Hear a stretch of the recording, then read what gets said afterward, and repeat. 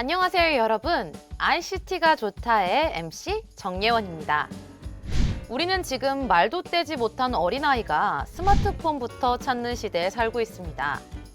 우리에게 너무 익숙한 이름, 구글, 아마존, 페이스북, 애플, MS는 우리 삶 아주 가까이 있는 기업인데요. 이 5개의 해외 거대 테크 기업을 묶어 우리는 빅테크 5대 기업이라고 부르고 있습니다.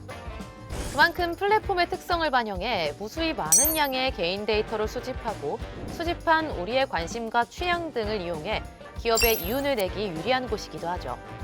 이를 통해 기업이 맞춤형 서비스를 제공하게 되면서 우리의 삶은 더 편리해졌습니다. 하지만 이렇듯 친숙한 플랫폼 기업들이 순기능만을 행하고 있는 건 아닙니다. 불공정, 반독점 논란의 중심에는 늘 빅테크 기업이 자리하고 있었죠. 코로나19 발생 이후 비대면 서비스가 가속화되면서 2021년 국내외 플랫폼 기업은 사상 최대의 실적을 달성하고 압도적으로 성장하게 되었는데요.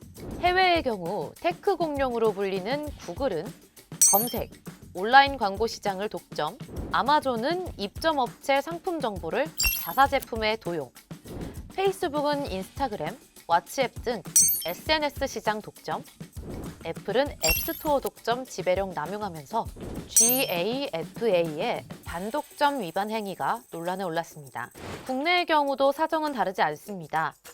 카카오는 대리운전, 스크린골프, 출판사, 꽃배달, 미용실, 퀵서비스 등에 진출하며 골목상권을 침해. 네이버의 네이버 플러스는 시작부터 불공정 논란에 올랐습니다. 빅테크 기업의 독과점 문제에 반발심을 가지게 되는 현상도 나타났는데요. 이러한 현상을 테크래시라고 합니다. 테크래시는 기술을 의미하는 테크놀로지와 반발을 의미하는 백래시가 합쳐져 만들어진 합성어입니다. 점점 거세지는 테크래시를 해결하기 위해서도 빅테크 기업의 규제는 거쳐야 할 과정이었는데요. 국내의 경우 2022년 플랫폼을 대상으로 하는 규제 시행 움직임이 본격화되었습니다. 플랫폼 규제는 크게 3가지로 나뉘는데요. 플랫폼과 소비자, 입점 기업을 아우르는 전방위적인 규제가 시행됩니다. 먼저 첫 번째, 플랫폼과 입점업체 간에는 온라인 플랫폼 공정화법을 제정하여 계약서 작성 등을 의무화시켰고, 두 번째, 플랫폼과 소비자 간에는 전자상거래법을 개정하여 광고 정보 등을 공개하게 했으며, 마지막으로 플랫폼과 플랫폼 간에는 공정거래법 내 심사지침 제정을 추진하여 자사우대 행위 등을 금지하게 하는 것입니다. 플랫폼의 규제는 이에 그치지 않고 앞으로도 뜨거운 감자로 떠오를 예정인데요. 지금 이슈인 것은 그 규제의 정도입니다. 강하게 규제하느냐, 약하게 규제하느냐의 문제가 남아있는 거죠. 규제를 강화하자는 목소리에 대한 입장은 찬성과 반대 2가지로 나뉩니다. 이렇게 찬성과 반대로 의견이 나뉘는 이유는 뭘까요? 빅테크를 규제할 때 더 중요하게 생각하는 가치가 다르기 때문입니다. 국내 플랫폼 기업 관련해서 규제 강화에 찬성하는 사람들은 혁신보다 상생을 더 중요하게 생각합니다. 빅테크 기업이 골목 상권을 침해하는 문제를 강한 규제를 통해 해결하고자 하는 것입니다. YTN에서 2021년 9월에 시행한 한 조사 결과를 보면 우리 국민의 51% 이상이 플랫폼 시장 대상 규제가 더욱 강화되어야 한다고 생각하고 있음을 알 수 있습니다. 이러한 결과는 미국에서의 2020년 9월 소비자 보고서에서도 나타납니다. 미국인의 81%가 빅테크의 독점 권력을 우려하고 있으며 60%는 규제 강화에 찬성을 하고 있는데요. 플랫폼은 연결자 역할에만 충실하면 된다고 생각하며 불공정 거래는 점차 심화될 것이라 예측하기 때문에 불공정 거래 환경을 좀 더 강하게 개선할 필요가 있다고 생각하는 사람들은 더 강한 규제를 원하는 것입니다. 이에 반해 국내 플랫폼 기업 관련해서 규제 강화에 반대하는 사람들은 상생보다 혁신을 더 중요하게 생각합니다. 플랫폼 비즈니스 경쟁은 승자 독식이 기반입니다. 이때 중요한 것이 바로 기술 혁신이죠. 기업은 기술 혁신을 이룬 만큼 소비자에게 더 퀄리티 높은 서비스를 제공할 수 있는데요.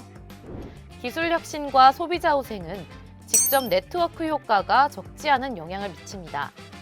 하지만 규제가 강화된다면 이 직접 네트워크가 분할될 것이고 이로 인해 서비스 질이 저하, 빅테크의 인수합병 거래 시도도 감소할 것이기 때문에 세계화 시장에서의 기술 경쟁력과 서비스 질을 더 중요하게 생각하는 사람들은 기업의 혁신 시도에 저해되지 않는 착한 규제를 원하는 것입니다.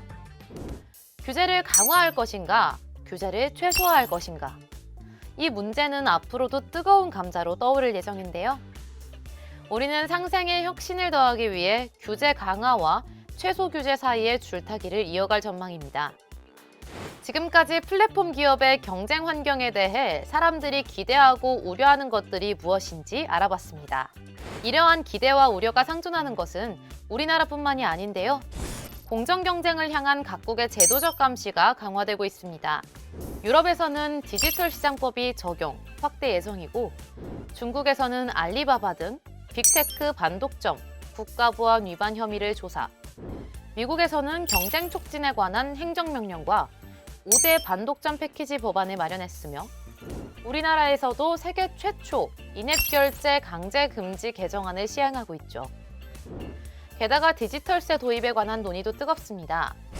디지털세는 글로벌 기업의 고정사업장 없이도 매출이 발생하는 시장 소재국의 과세권을 인정하는 법안인데요. 2018년 EU에서 디지털세 입법을 제안, 2019년 프랑스에서 디지털세 법안 발표, 같은 해 G7 재무장관회의에서 디지털세 부과 원칙 합의, 2021년 미국에서 100대 기업 디지털세 부과를 제한하는 과정을 거쳐 2023년 시행을 목표로 OECD에서 2021년 10월 디지털 시장법이 최종 합의되었죠. 디지털세가 도입이 되면 무분별한 조세 경쟁을 방지할 수 있고 조세 회피 또한 차단할 수 있을 것으로 기대됩니다. 혁신과 상생 모두 충족할 수 있는 환경 조성을 위하여 앞으로도 세계적인 논의는 계속될 전망입니다. 더 나은 세상을 위한 플랫폼 환경 조성. 어디까지 발전할 수 있을지 기대가 되는데요. 오늘의 ICT가 좋다는 여기서 마치도록 하겠습니다. 감사합니다.